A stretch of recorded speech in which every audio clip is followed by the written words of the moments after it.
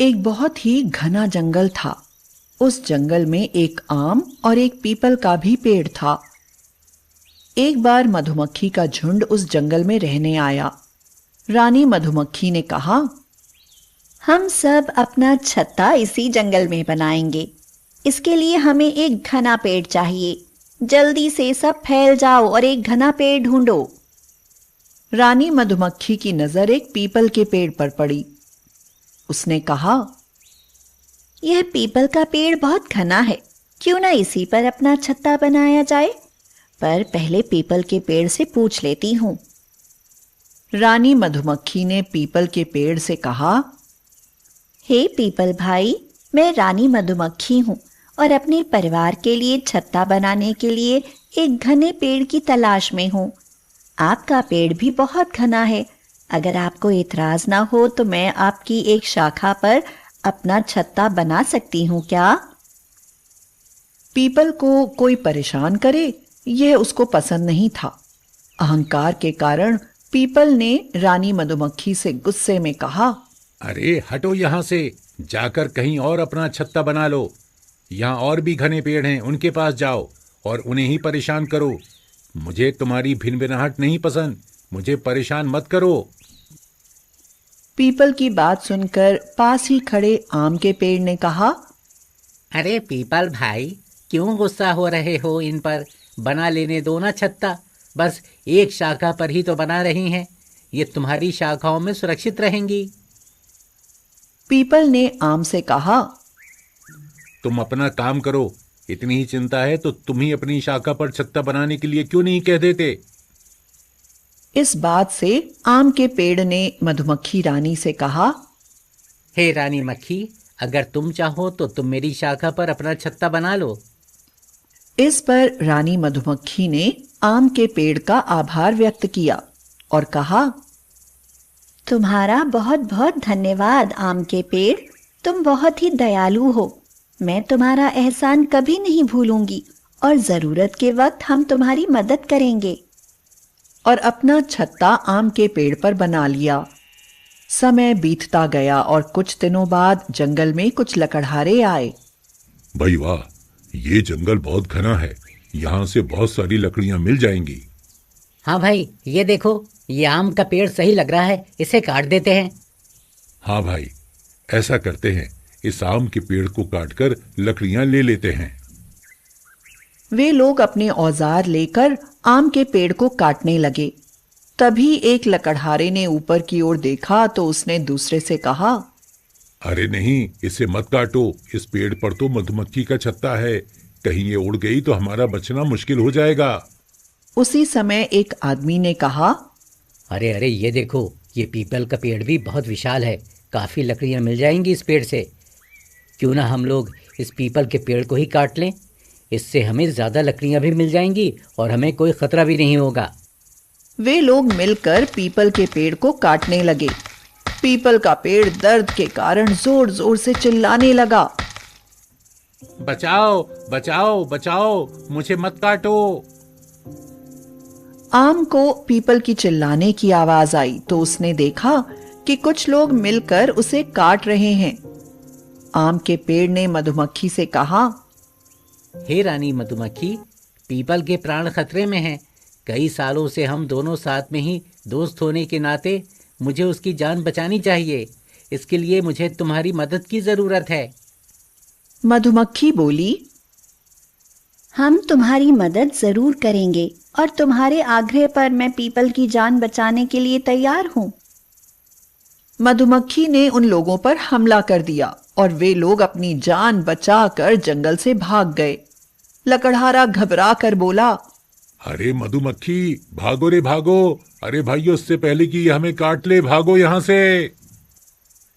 People के पेड़ ने कहा, तुम्हारा बहुत बहुत धन्यवाद मधुमक्खियों। अगर तुम ना होती तो आज मैं प्राण त्याग चुका होता, और उस दिन जो मैंने तुम्हारे साथ व्यवहार किया उसके लिए मैं बहुत शर्मिंदा हूँ और तुमसे माफी मांगता हूँ। तब मधुमक्खियों ने कहा, धन्यवाद हमें नहीं, आम के पेड़ को दो जिन्होंने आपकी जान बचाई है, क्योंकि हमें तो इन्होंने कहा था कि अगर कोई बुरा करता है तो इसका मतलब यह नहीं कि हम भी वैसा ही करें। अब पीपल को अपने किए पर पछतावा हो रहा था और उसका अहंकार भी टूट चुका था। पीपल के पेड़ को उसके अहंकार की सजा भी मिल चुकी थी। हमें कभी अहंकार नहीं करना चाहिए।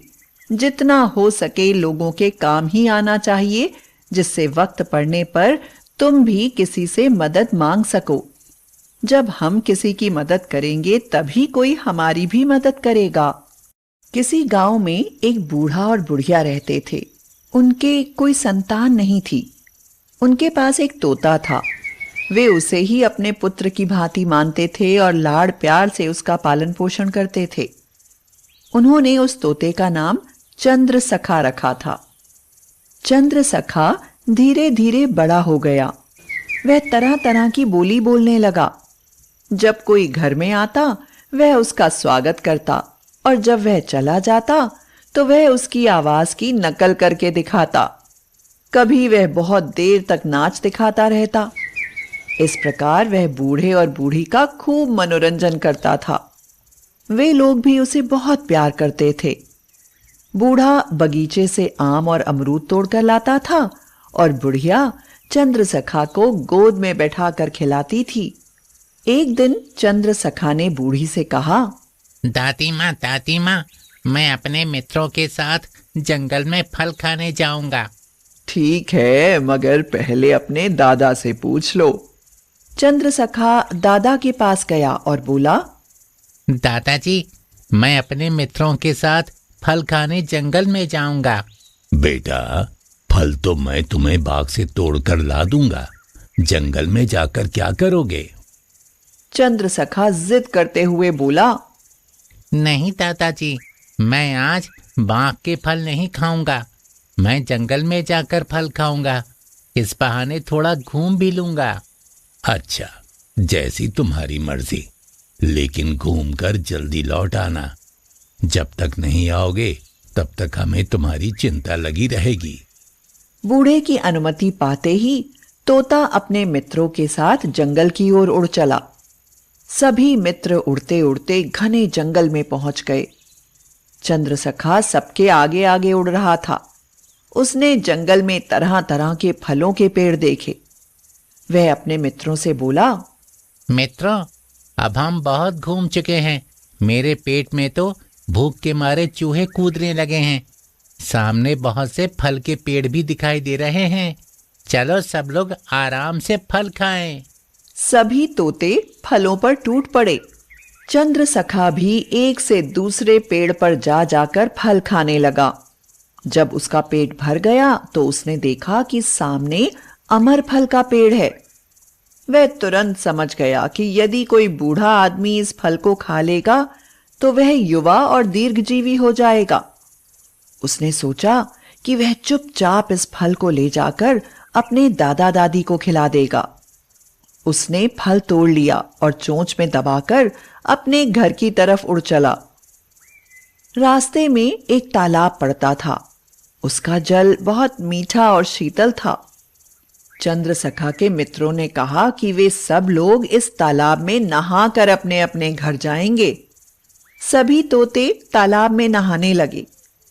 चंद्रसखा ने अपनी चोंच का फल तालाब के किनारे एक झाड़ी में रख दिया और नहाने लगा। उस झाड़ी में एक विषधर सांप रहता था। उसने अपना विष उस फल में डाल दिया। चंद्रसखा को इस बात का कोई पता ही नहीं चला। उसने नहाने के बाद फल चोंच में दबाया और घर आ गया। घर आते ही वह बूढ़े से बोला, दादाजी, देखिए मैं आपके लिए क्या लाया हूँ। क्या लाए हो? मैं आपके लिए अमर फल लाया हूँ।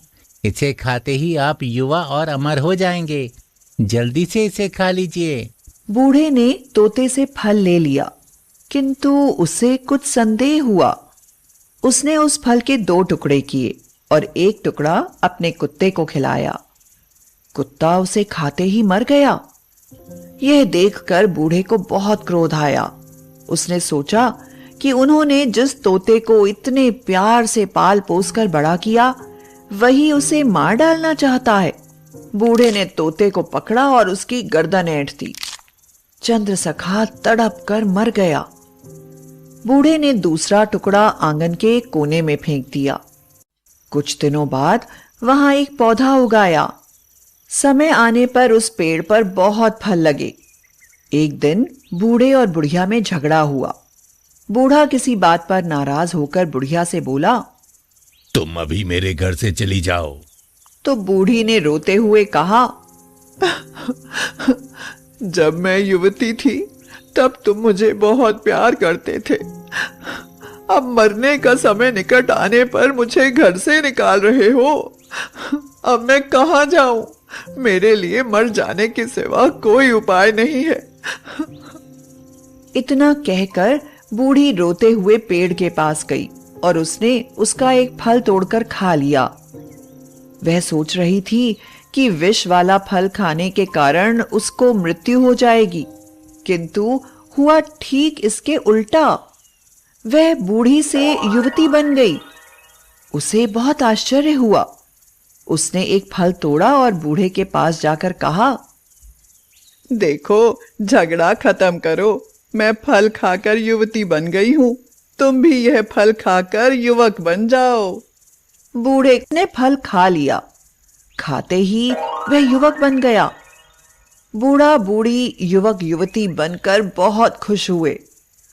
उन्हें बस यही दुख हुआ कि उन्होंने बिना सोचे समझे चंद्रसखा को मार डाला। वे दोनों चंद्रसखा की मृत्यु का अपने आप को अपराधी मानकर पश्चाताप करते रहे।